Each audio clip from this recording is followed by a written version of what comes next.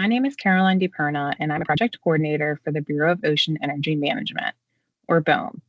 I work in the Gulf of Mexico region's Renewables Leasing Office.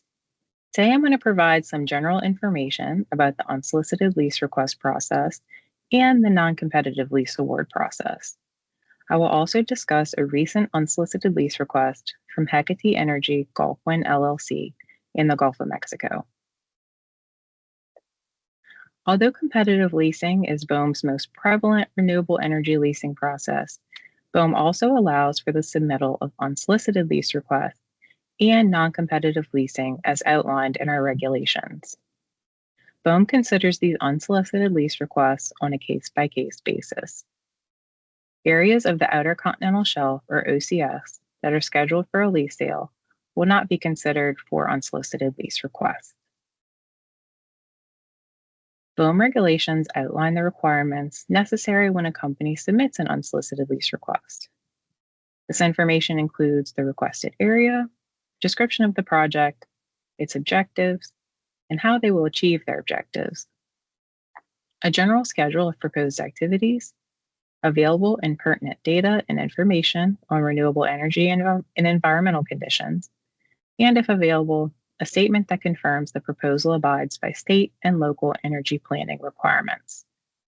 The regulations also require documentation showing that the applicant meets BOEM's legal, technical, and financial qualifications. The last requirement is an acquisition fee of 25 cents per acre, unless otherwise set by the BOEM director. This slide gives a visual overview of the non-competitive lease award process. Throughout the non-competitive lease award process, BOEM has full discretion to advance or discontinue the unsolicited application. On the flowchart here, a yellow caution sign indicates where BOEM may or may not choose to continue the process. After BOEM reviews a company's unsolicited application for completeness and deems the company fully qualified, the next step is to publish a request for competitive interest, or RFCI, in the Federal Register. This publication triggers a 45-day comment period. Following the comment period, BOEM determines if there is or is not competitive interest in the area. If competitive interest is indicated during the comment period, BOEM may choose to initiate the competitive leasing process and close the unsolicited lease application. However, if there is no competitive interest, BOEM will publish a Determination of No Competitive Interest, or DNCI, in the Federal Register, informing the public of the unsolicited lease request status. BOEM will provide to the applicant a written estimate of the proposed fee to pay for processing costs, including environmental review. In 2023, BOEM completed a programmatic environmental assessment for 30 million acres in the Gulf of Mexico call area, which includes only site assessment and site characterization for up to 18 commercial leases, including unsolicited requests for non-competitive commercial or research leases. If BOEM moves forward with an unsolicited lease request, we would review the EA to determine its adequacy and supplement as needed. The applicant is responsible for submitting consistency certification and any data or information to applicable state coastal zone management, or CZMA, agencies, and to BOEM. Depending upon the scope of the proposed action and related site characterization and site assessment activities, BOEM may also need to consult with federal agencies to ensure compliance with environmental statutes, such as the Endangered Species Act and Magnuson-Stevens Fishery Conservation and Management Act. BOEM would coordinate with federally recognized tribes with an interest in the area as well, and invite them to consult. And for areas not previously considered, initiate National Historic Preservation Act, Section 106, consultation with the appropriate parties, including tribes and state and local governments. Finally, once BOEM has completed review of the lease request, BOEM may decide to offer a non-competitive lease. To note, if a lease is offered, all lease requirements must be met, including but not limited to consultations, communication plans, survey plans, and construction and operations plans. The BOEM Gulf of Mexico Renewable Energy Leasing Team recently received an unsolicited lease request from Hecate Energy for 2 wind energy area options, or WEA options. The following slides will take us through the history of the WEA options, an overview of the RFCI triggered by the unsolicited lease request, and possible next steps in the leasing process. The history of BOEM's Gulf of Mexico WEA options began in 2021. During this time, BOEM published a request for interest in the Federal Register to assess interest in potential wind development in the Gulf of Mexico. Public comments and stakeholder outreach provided BOEM with data and information that eventually resulted in the decision to publish a call for information and nominations to further assess wind development industry interest and collect public comment. Through a partnership with NOAA's National Centers for Coastal Ocean Science, or NCOS, the first ecosystem-wide spatial suitability model was developed, which informed selection of 14 WEA options, A through N, within the Gulf of Mexico call area. A modeling report outlining methods used and the 14 WEA options was published on BOEM's website. In 2022, BOEM published a Gulf of Mexico WEA memorandum and held the 3rd Gulf of Mexico Renewable Energy Task Force meeting with federal, state, and local governments, federally recognized tribes, non-governmental organizations, and other interested parties to gather feedback on 2 preliminary WEAs.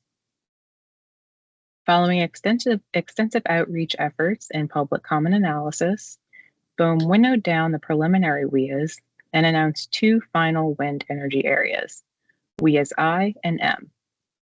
The remaining 11 WEA options remained on the table for analysis in future wind energy sales, except WEA option B, which was removed due to Department of Defense concerns. In 2023, BOEM published the results of the final environmental assessment in the Gulf of Mexico. No significant impacts were determined within the call area, and BOEM published a finding of no significant impact. During this time of environmental assessment, BOEM completed consultations under the Endangered Species Act and the Magnuson-Stevens Fishery Conservation and Management Act. The environmental assessment's finding of no significant impact and further consultations allowed for the issuance of up to 18 leases within the Gulf of Mexico call area. On August 29, 2023, BOEM held the first ever wind energy auction for the Gulf of Mexico region, resulting in 1 lease area receiving a high bid of $5.6 million by RWE Offshore U.S. Gulf LLC. BOEM then began to analyze the remaining 11 WEA options for future use in a potential second Gulf of Mexico wind energy auction. After continued stakeholder outreach and community engagement, including a task force meeting and a roundtable discussion with various stakeholder groups, BOEM announced additional final WEAs. The 4 final WEAs were J, K, L, and N. At the beginning of 2024, BOEM received an unsolicited lease request from Hecate Energy for WEA options C and D in the Gulf of Mexico.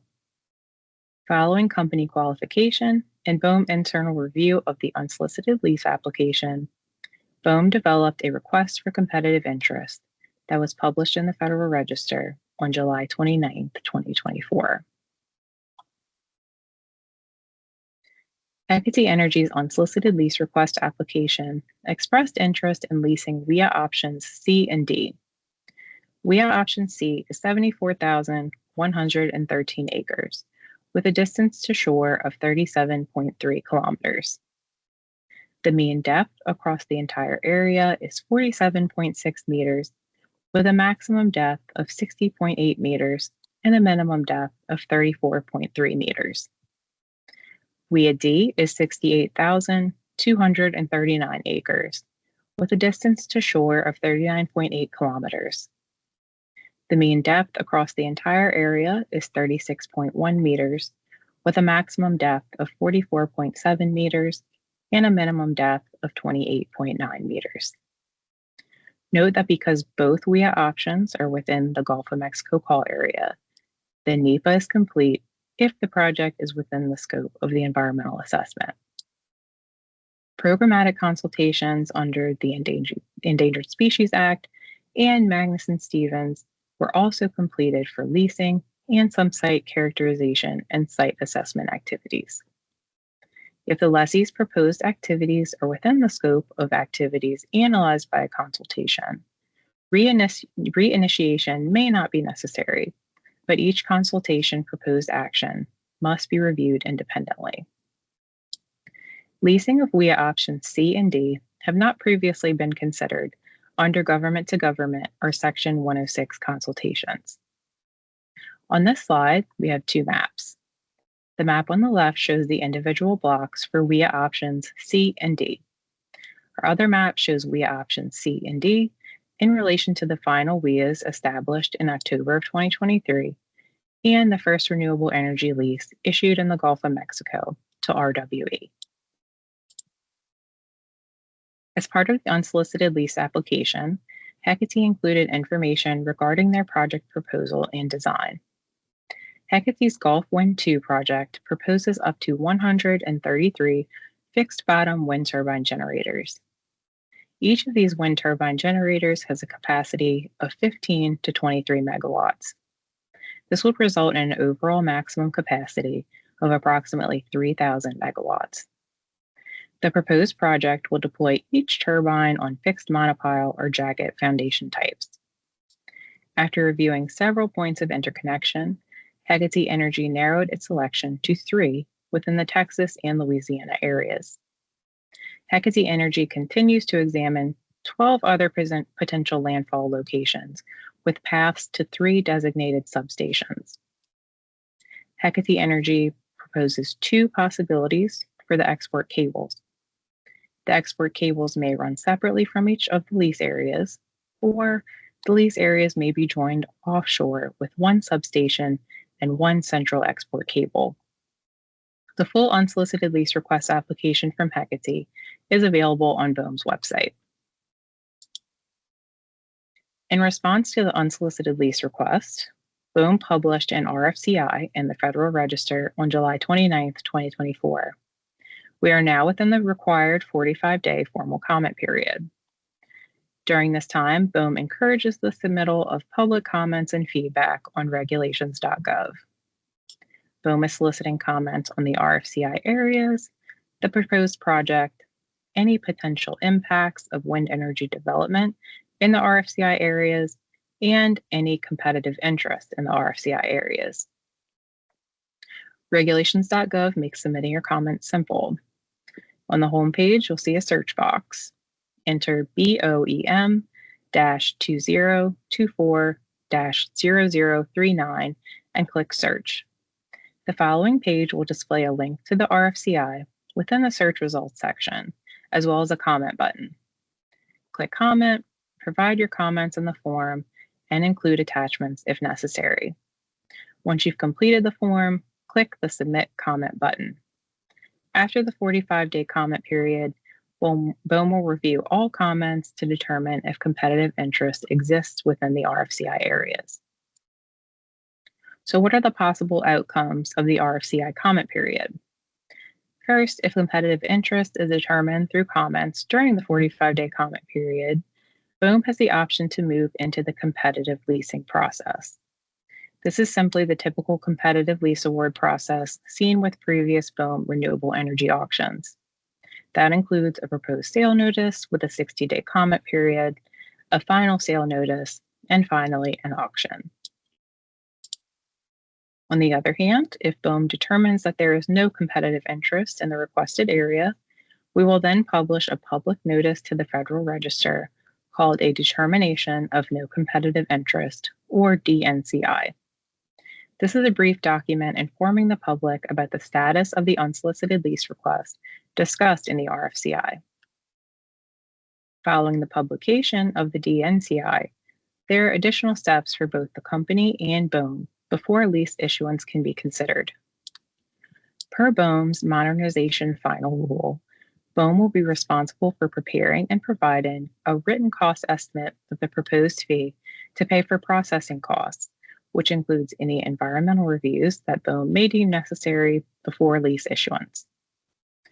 BOEM will conduct environmental reviews required by federal law and consult with any affected federal agencies, federally recognized tribes, and state and local governments. Next, the company is responsible for submitting consistency certification, as well as data and information applicable to the state CZMA agencies and BOEM.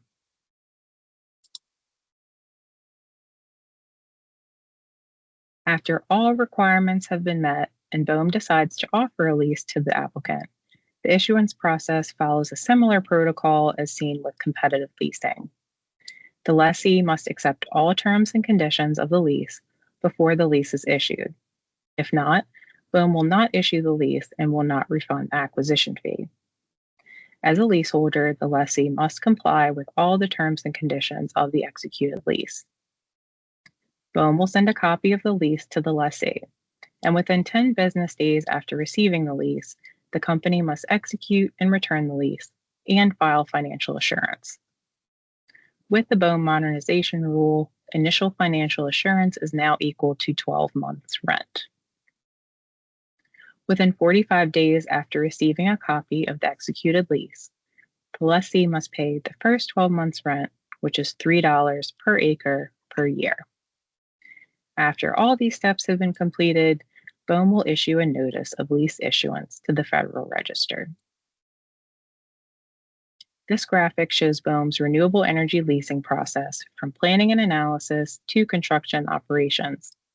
Although competitive leasing requires an auction and non-competitive leasing does not, the process following lease issuance is the same. After a lease has been granted, BOEM's process moves into surveys and site assessment activities. This includes communication plans, survey plans, and a preliminary period. The necessary communications plans include a Native American Tribes Communications Plan, an Agency Communications Plan, a Fisheries Communications Plan, and progress reports. BOEM also must review the lessee survey plans prior to survey operations. Finally, the site assessment preliminary period often includes multiple survey mobilizations and purpose-specific activities intended to cover the offshore wind facility area of potential effect. This preliminary period may include the installation of site assessment assets. Following site assessment, BOEM moves into the construction and operations phase. This includes the submittal of a construction and operations plan, or COP, that must be reviewed by BOEM for completeness and sufficiency. During the following 24 months, BOEM will solicit public comment, hold public meetings, and prepare draft and final environmental impact statements. During this time, BOEM will also initiate consultations on the proposed COP. Finally, BOEM will issue a joint record of decision. BOEM may approve the COP with modifications, or disapprove the COP.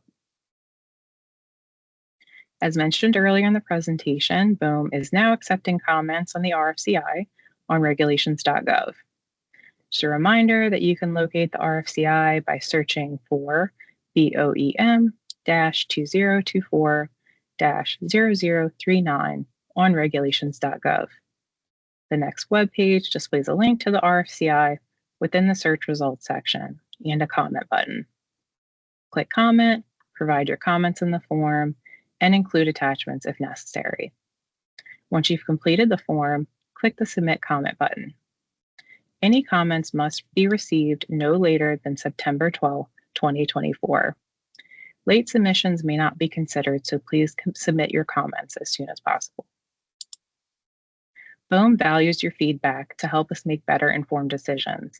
If you have any questions about unsolicited lease requests, the non-competitive lease award process, or the RFCI, please send an email to renewableenergygomr@boem.gov. Thank you.